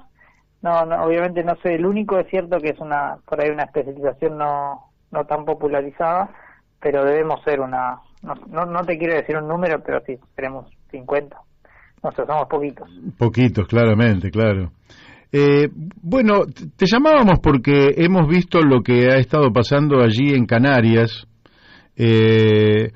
y nos gustaría que nos explicaras un poquito desde el punto de vista de tu profesión, un poquito más allá, digamos, de lo que las imágenes impactantes sobre la erupción del volcán y las nuevas bocas y los fenómenos que se han dado, por ejemplo, de una pileta de natación cuya agua empieza a hervir, ¿verdad? Son fenómenos que uno los ve, pero explícanos un poquito cuál es el origen de estos fenómenos, por qué se dan, cuánto en general duran, en fin, y te sigo preguntando después. Vale, vamos interactuando. Bueno, como para poner en contexto a los y las oyentes un poco sobre esta erupción, imagino que algo habrán chusmeado ya. Es casi imposible, prendés la tele y es muy raro también para nosotros ver la cobertura que se le está dando a esto, que es un tema que también podemos discutir en un ratito si querés. Sí. Pero básicamente las Islas Canarias son un sistema de islas, son 7 islas, son todas islas volcánicas, su origen es volcánico. Todas las rocas si uno va a las Canarias, todas las rocas que encuentra ahí son de origen volcánico. Ajá. Entonces, eso quiere decir que la actividad volcánica es algo habitual en ese sistema. De todas las islas, las más activas, hay 2 que están hacia el oeste, que son La Palma y El Hierro, son las islas más activas, y lo que es La Palma, que es donde se está dando la erupción ahora, tiene un registro de actividad eruptiva bastante frecuente. Por ejemplo, en los últimos 600 años se registraron 7 erupciones parecidas a la que estamos viendo hoy. Entonces, no es una sorpresa que haya una erupción ahí, y después, yendo al corto plazo, tampoco sorprendió a los científicos y a las instituciones de monitoreo la erupción, porque si bien entró en erupción el domingo pasado, el 19, una semana previa se dieron una serie de indicadores geofísicos nos referimos a actividad sísmica, deformación del terreno y demás, que fueron indicando que algo estaba pasando cerca de la superficie. Entonces, no es que tomó por sorpresa, ni mucho menos. Básicamente iba a pasar, bueno, no se puede predecir con exactitud el punto exacto donde iba a surgir, pero se sabía que en esa zona se iba a dar muy posiblemente se iba a dar una nueva erupción, y se dio. Y desde que se dio la erupción, bueno, las imágenes son realmente espectaculares, y la cobertura mediática que se le está dando dio lugar a que todo el mundo pueda acceder a ver estas imágenes de, no sé, como vos decías, de la lava entrando en las piletas de natación, o ayer o anteayer se destruyó una iglesia muy importante. Bueno, son imágenes que asustan un poco, que generan un poco de ponerse en el lugar del que está ahí viviendo, ¿no?, la erupción, y dice qué tragedia.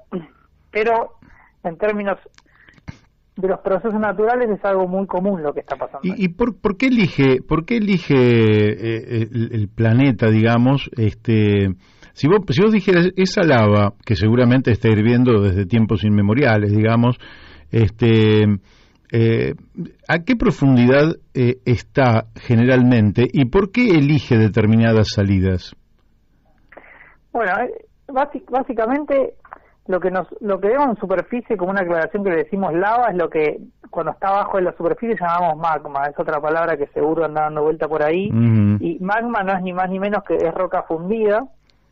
Básicamente esa roca fundida se puede almacenar a profundidades variables, pero en la zona en lo que es el caso de las Islas Canarias, se estimaba que el reservorio de ese magma estaba entre 30 a 40 kilómetros y que en las últimas semanas, antes de la erupción, había ascendido hacia los 7 kilómetros, que es ahí donde estaba alojado, ¿no? Su último estadio, su último recreo antes de salir a la superficie fue entre los 10 y 7 kilómetros.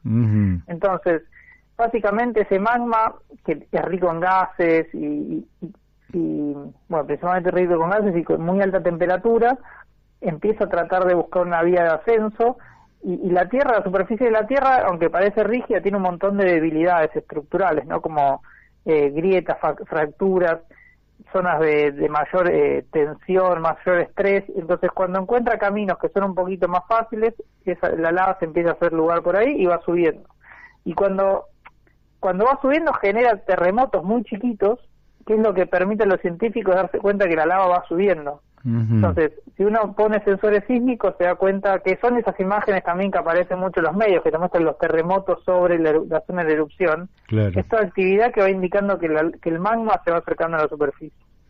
¿Y el magma, a qué temperatura está allí cuando está, por ejemplo, a 10 kilómetros debajo de 10.000 metros, 7.000 metros debajo de la Tierra?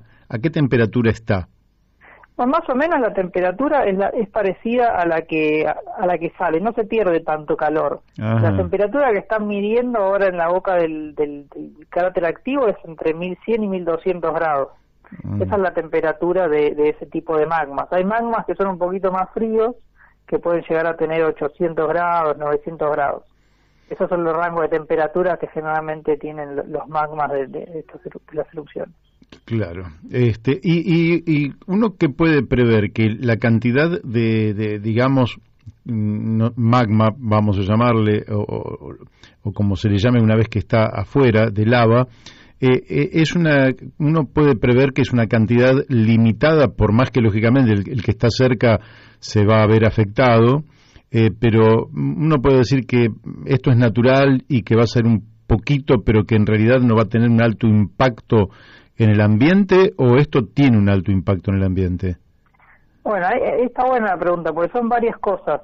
Por un lado, la cantidad de lava que va a salir no se puede saber con exactitud. Lo que sí se puede hacer son estimaciones, que están trabajando en eso, todavía no hay resultados, pero que están trabajando en estimar cuánto magma está ahí abajo de la superficie, a 7, 8 kilómetros, esperando para salir, listo para salir. Entonces eso te podría dar una estimación, pero después puede pasar también que de más abajo siga viniendo más magma, entonces se rellena esa cámara magmática, entonces la erupción se puede prolongar, recuperando la pregunta inicial tuya, se puede prolongar por varias semanas. Digo, en las últimas los geólogos lo que hacemos es, como no se puede predecir el futuro, porque no es lineal todavía, no tenemos la capacidad de poder predecir todo lo que va a hacer la Tierra, miramos lo que hizo antes. Y lo que se ven en estas erupciones, las últimas 7 erupciones de los últimos 600 años, es que cada vez que se empezaba una erupción duraba entre 20 días y 80. O sea que es un promedio esperado de tiempo que sería normal de una erupción de este estilo. Recién vamos una semana, entonces digo, posiblemente esto sigue avanzando. Hoy, por ejemplo, bajó un poco la actividad, lo que no implica que se vaya a terminar, sino que puede retomar en un par de horas, en un par de días. Y las escalas temporales de estos procesos a veces son un poco distintos a las escalas humanas y a las escalas mediáticas también, ¿no?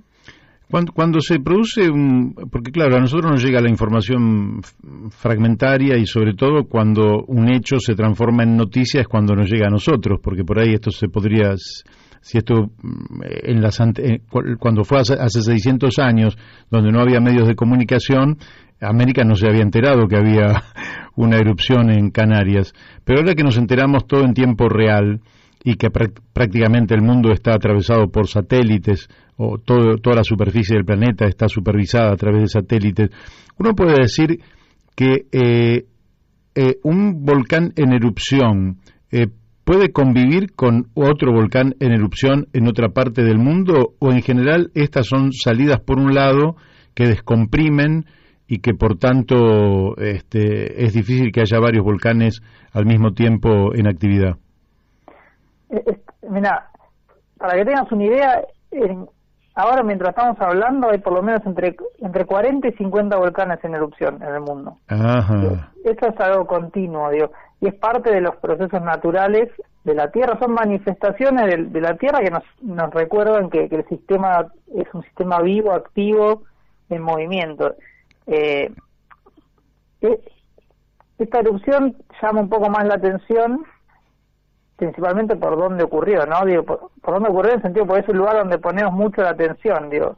Es lo mismo que cuando se derrumba el edificio en Miami y tenemos una semana en la tele hablando de cómo se derrumbó un edificio en Miami. Imagino que no fue el único edificio que se derrumbó en el mundo esa semana. En este caso pasa un poco eso. Esta erupción ocurre en un lugar muy turístico, muy en nuestro colectivo, es un lugar muy presente, Europa, las Islas Canarias, entonces nos llama mucho la atención y bueno, consumimos un poco de esta información que está buenísimo para poder aprender sobre lo que es la dinámica terrestre, pero esto es un fenómeno muy frecuente. Y quiero retomar un poco a la pregunta anterior tuya que me quedó pendiente, que también se habla mucho de la lava y lo que la lava puede generar.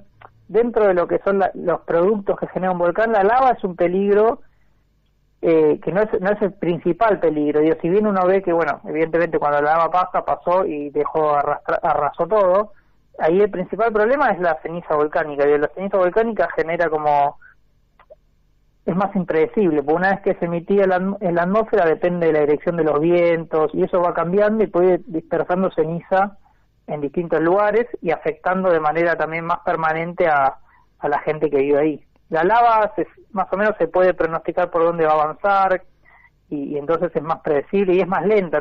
Fíjate que no hubo ninguna víctima fatal en todo esto, ¿no? Claro. La gente pudo ser evacuada, de hecho la gente fue evacuada, después la dejaron volver a buscar sus cosas y bueno, ahora lo que pasa es que bueno, en el mediano plazo, cuando esto termine, bueno, tendrá que tener un rol activo el Estado en relocalizar a esa gente, asistirla económicamente y demás, ¿no? Ahí llega otra componente que es toda la parte de la gestión de la crisis. Bueno, pero eso después se va a compensar largamente con la curiosidad y el turismo en Canarias, así que lo que invierte el Estado español para recuperarlos lo van a recibir, porque muchísima gente en el mundo va a quedar realmente impresionada y va a querer ver qué es lo que quedó allí. Tal cual, estamos todos poniendo los ojos sobre las Islas Canarias y nada, y el turismo volcánico es una rama del turismo que cada vez se pisa más fuerte, ¿no? Hay un montón de lugares que usan la actividad volcánica como un recurso turístico. Mirá vos, yo lo dije prácticamente sin conocer, así que hay turismo volcánico. Hay turismo volcánico, sí. Ahora obviamente no es el momento de por ahí de pensar en eso en el medio de una crisis, claro. Porque también hay una realidad que esto genera es un trauma y un estrés para la gente que está ahí. Nosotros estamos viendo de espectadores a miles de kilómetros y hacemos nuestros análisis y demás, pero obviamente el que está ahí está sufriendo. Pero en el mediano plazo esto, de hecho el turismo en las Canarias también responde a que el origen volcánico de estas islas, los paisajes que uno ve cuando va a las Canarias y el que le gusta en las Canarias está vinculado a esta actividad que estamos viendo. Claro. Y vos dijiste que no es la lava, que dicen que la lava avanza a 60, 80 metros por hora, de manera que uno caminando la puede esquivar, digamos, puede avanzar más rápido. Pero el tema se me ocurre ahora como de la ceniza volcánica que decías vos, esa te puede afectar básicamente las vías respiratorias, te puede afectar la vista. ¿Qué otra cosa te puede afectar? ¿Te puede afectar a los animales? ¿Puede afectar a las plantas? ¿Cómo afecta a la ceniza volcánica? Todo lo que dijiste afecta, tal cual. La lava, cerrando lo de la lava puede avanzar un poco más rápido que lo que estamos viendo en Canarias. Hay lavas que son un poco más rápidas, puede avanzar 10 kilómetros por hora, excepcionalmente 30 kilómetros por hora, y ahí se torna un poquito más con menos margen de acción. Claro. Pero por lo general estas velocidades que vos mencionaste, que son las que se están viendo ahí, te dan mucho más margen para alguna medida. En términos de la ceniza, obviamente el impacto focalizándonos en nosotros, en los humanos, el impacto principal es en las vías respiratorias superiores y el particulado más fino puede ingresar a los pulmones, ¿no? Puede pasar de una pequeña irritación, una molestia, a exacerbar cuadros de asma. Entonces es muy importante que que se use tapaboca, algo que estamos bastante ya como entrenados, ¿no?, en estos últimos 2 años. Gafas de protección ocular, ese tipo de... Tratar de no estar expuesto en líneas generales. El gobierno español está generando zonas de exclusión, tratando de minimizar este tipo de contacto. Después, en otras escalas, la caída de ceniza en los suelos, y sobre todo en los suelos cultivables, genera un primer impacto negativo, mata la vegetación, mata los cultivos, porque no le permite hacer bien la fotosíntesis, mata al ganado potencialmente, pero el ganado se queda sin fuente de alimentación, o por ejemplo lo que pasó acá en Argentina, en Patagonia, lo vimos en varias erupciones, la ceniza le cae en la lana a la oveja no, le cuesta caminar, se cansa, no come, se termina muriendo, o baja la calidad de la lana, entonces no se puede vender. Hay todo un problema después que empieza con la cadena de comercialización de los productos y se empieza a concatenar, y es un efecto bola de nieve bastante interesante, efecto cascada bastante interesante. Después, por ejemplo, en la aviación, si hay inyección de ceniza en la parte en la atmósfera media alta, más de 10 kilómetros, también empieza a haber otro problema de dispersión más a otra escala de la ceniza, y eso tiene que ser monitoreado para que no haya encuentros entre aviones y ceniza. Hay varios componentes que hay que tener en consideración. Pero de vuelta, esta es una erupción chica, es una erupción que si bien genera ceniza, genera poca ceniza, por ahora. Y no se espera, la verdad, que genere grandes volúmenes de ceniza como los que vemos nosotros acá en Patagonia cuando hay una erupción en los Andes, lo cual es bueno. Bueno, tengo un par de preguntas más. Ya que nombraste los Andes, nosotros tuvimos, ¿cuándo fue? ¿En el 2012 la última erupción? 2011 tuvimos la erupción del Cordón Caucho, la que afectó a Villa Langostura, que esa fue la que más recordamos. Ajá, en 2015 claro. Tuvimos una más chica que afectó, se llama la erupción del volcán Calbuco, que afectó la zona de San Martín de los Andes, Junín de los Andes. La del 2011 fue la que algunas cenizas llegaron hasta Buenos Aires. Tal cual. Sí, la de 2011, que duró casi un año, entre una cosa y la otra, pero la principal fase explosiva fue los primeros 10 días, y la ceniza no solo llegó a Buenos Aires, sino que dio la vuelta, hubo cancelación de vuelos en Tasmania, en Nueva Zelanda, tuvo otro impacto, porque fue una erupción mucho más grande. O sea que aquello tuvo un fuerte impacto, lógicamente también sobre la economía. Sí, yo recuerdo que los coches aparecían con los parabrisas justamente con eso que nadie entendía bien qué era, y era la ceniza que llegaba desde tan lejos. Todas las ciudades se pudieron limpiar sin ningún tipo de problema, incluso las más cercanas, ¿verdad? Sí, se fueron recuperando. Básicamente el eje más afectado fue lo que es Bariloche y Villa Langostura, y lo que se llama la línea sur, que es la zona que va entre Pilcanilleu, Comayo, Ingeniero Jacobasi. Esa zona fue a pesar de estar a casi 150, 200 kilómetros del volcán, uno va ahí y no ve un volcán porque no lo ve en el horizonte, fueron muy afectados por la fracción más fina de ceniza, y la verdad que no estaban preparados, a pesar de que la cordillera genera erupciones. Digo, hay toda una cuestión también de gestión del riesgo, como en ese momento inatendida, creo que se mejoró mucho estos años, y generó impactos muy fuertes, sobre todo porque el sistema productivo de ahí, que es un sistema ganadero de subsistencia, no tiene margen de capacidad para aguantar estos fenómenos. Entonces, cualquier perturbación adicional a la complejidad que tiene en la zona, los tira al tacho, y eso fue lo que hubieron pérdidas de ganado increíbles. El Estado tuvo que salir a tratar de levantar un poco eso, pero con el tiempo se fue recuperando, se volvió a los niveles previos, y la zona donde cayó más ceniza, que Villa Langostura y Bariloche, al tener otra capacidad de respuesta y tener un poco más diversificada la economía, se pudo poner de pie mucho antes, ¿no? ¿Qué pasa con las cenizas? Es decir, porque uno la lava, dice, se transforma en roca, pongamos, pero... Sí, se enfría y queda ahí. ¿Y las cenizas, qué pasa? ¿Se mezclan con la tierra? ¿Qué efectos tienen sobre, además de los animales y las personas, qué efectos tienen sobre la tierra? Digamos, ¿la intoxican o, no sé, o la fertilizan? No sé, ¿qué es lo que pasa ahí? Bueno, como viste que decíamos cuando me preguntaste en Canarias qué efectos tiene, yo te dije el efecto sobre la vegetación es malo y demás, y genera impactos negativos. a largo plazo la ceniza genera también efectos positivos sobre el suelo, porque se da una transferencia de nutrientes y minerales que enriquecen a los suelos y permiten que pues la vegetación pueda crecer mejor y más.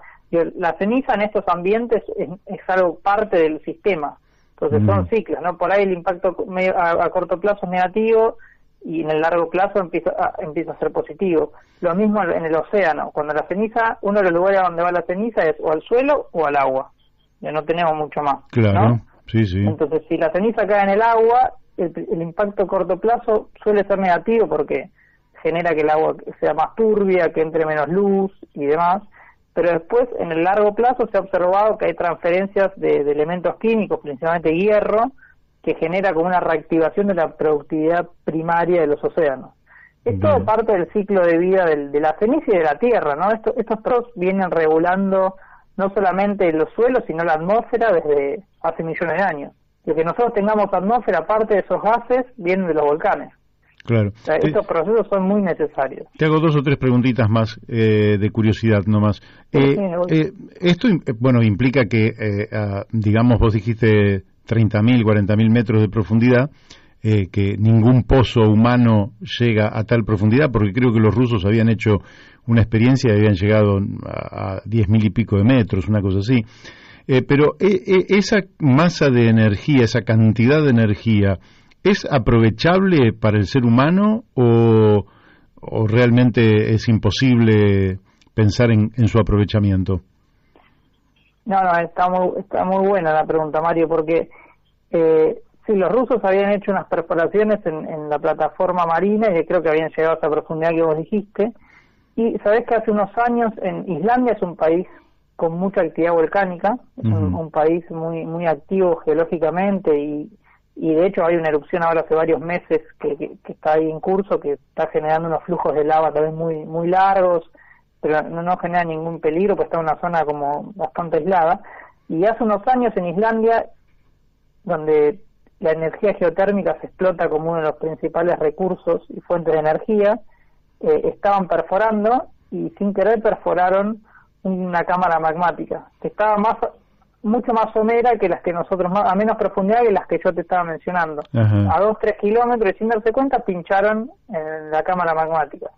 Y a partir de eso, ahora se está haciendo un megaproyecto a nivel escala internacional con millones de euros de la Comunidad Europea y demás, y va a ser la primera vez en la cual puedan monitorear a través de un pozo lo que está ocurriendo en la cámara que alimenta un volcán. Así que eso seguramente en los próximos años se va a aprender mucho sobre estas erupciones. En general, las erupciones de Islandia hay de todo, es más complejo que lo de Canarias. Y como para cierre de la pregunta, la energía geotérmica es uno de los principales recursos en los cuales se puede explotar a partir de la actividad volcánica, ¿no? Tanto, por ejemplo, el calor que tiene un magma en profundidad puede calentar lo que es el agua subterránea que está más cerca, y si eso genera vapores y demás, y bueno, hay todo un desarrollo industrial en torno a cómo utilizar esa energía para transformarla en electricidad, energía térmica que pasa a electricidad. Bien. Toda esta actividad hoy se maneja básicamente a través de información satelital o se sigue con los procedimientos, digamos, antiguos. Vos como profesional, ¿o te nutrís de ambas fuentes como para sacar conclusiones?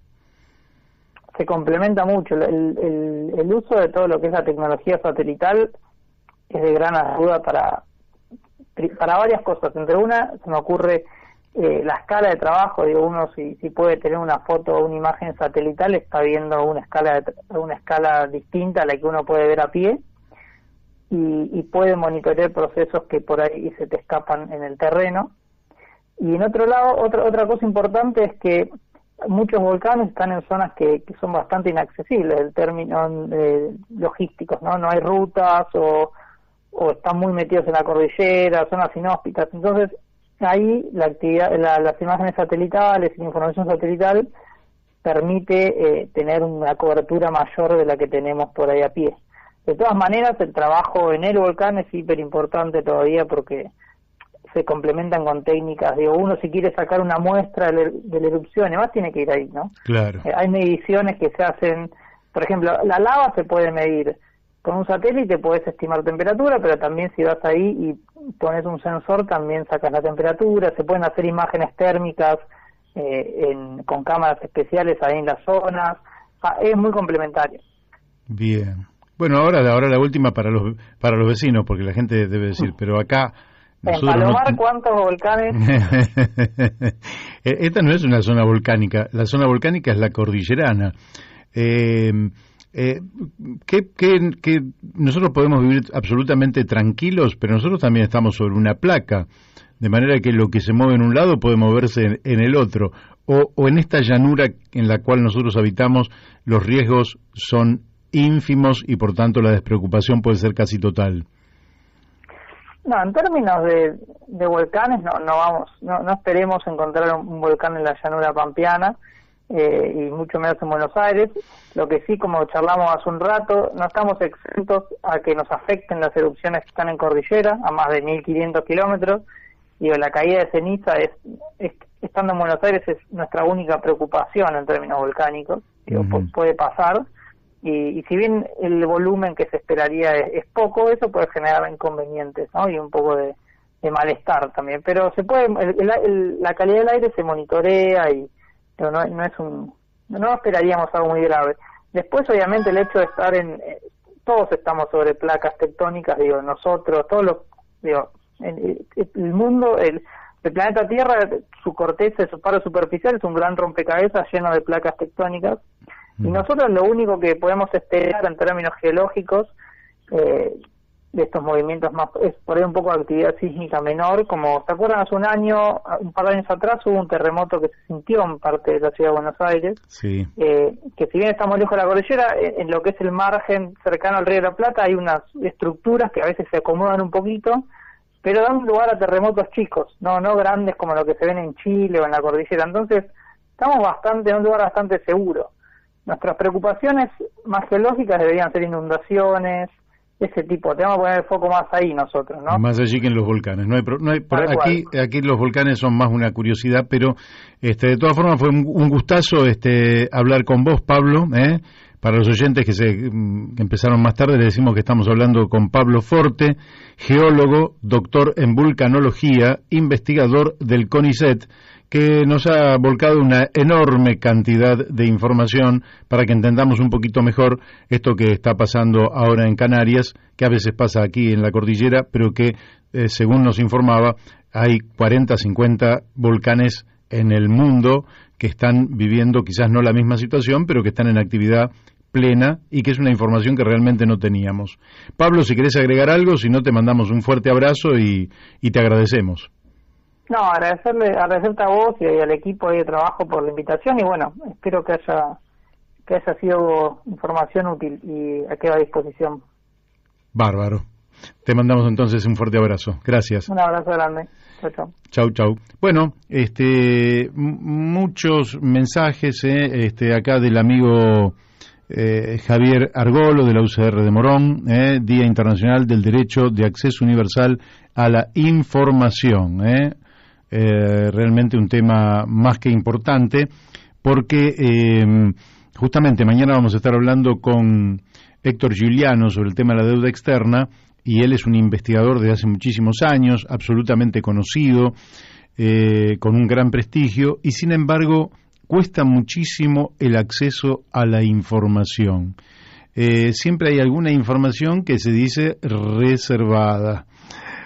Bueno, también acá el amigo Juan Zanoni, que manda un inconveniente, se presenta cuando las empresas que comercializan los insumos quieren ganar en dólares y por lo tanto transforman sus ganancias al verde billete, con el inconveniente que suscita. La política argentina es un partido de ajedrez entre Dios y el diablo. No soy religioso. A cada movida el otro te hace una que te complica. Sí. Es difícil, pero bueno, estamos en plena etapa de juego, así que Juan, hay que estar siempre atento, porque juegan dos principales, pero también algunos peones nos movemos con cierta autonomía. Nos informa Ismael Jalil, hoy a las 20 voy a hacer un vivo de Instagram con Milagro. Los espero a todos y todas. Yo cuando dice Milagro supongo sí, con Milagro Sala. Bueno, esto nos lo dice Ismael Jalil, pero creo que es de Juan Grabois. Bueno, si alguien quiere, me lo manda Ismael Jalil, pero creo que es de Juan Grabois, que va a ser entonces a las 20 horas un vivo con Milagro Sala por Instagram. Carlos Suárez nos manda la revista Crítica, donde hay una nota sobre Aníbal Fernández, ataca de nuevo. Interesante, una revista interesante, bien crítica de Aníbal Fernández. Como ven, nos llega de todo. Ricardo Lasca nos manda, extraño que no haya sido tapa de Clarín ni de La Nación, donde dice que terminaron las alegrías del juicio sobre los bolsos en el convento. No lo vas a ver ni en Clarín, ni en TN, ni en ningún medio de incomunicación, porque nadie vinculó a CFK, y si todos los caminos conducen a tu presidente, ojito color del cielo. De los 9 millones, a 3.200.000 salieron del Banco Finansur, tesorero de Boca Juniors, y el resto proviene de Odebrecht, en sociedad con IEXA, Calcaterra, que es Macri. Es decir, la coima es de Macri para ser beneficiado en la obra pública, y por eso el tema se ha ido sepultando.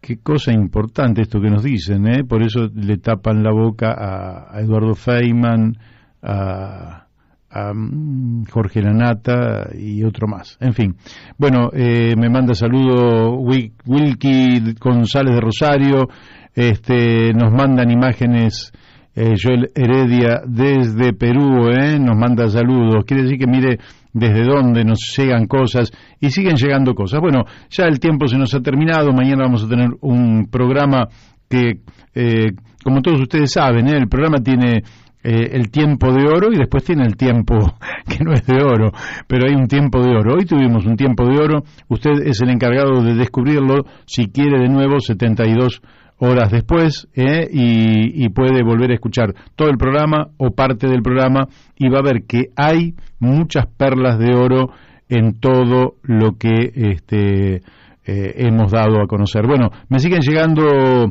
saludos para Casella, en este caso de Eduardo de Leville, otros un poco críticos, y otros que piden el contacto de Juan Manuel Casella. Quiere decir que por lo menos podríamos decir que no pasó inadvertido. Le damos los muy buenos días, nos vamos retirando, y espero que mañana nos esté acompañando a las 12 del mediodía aquí en Radio La Luna AM 1140. Chau, que tenga un gran lunes.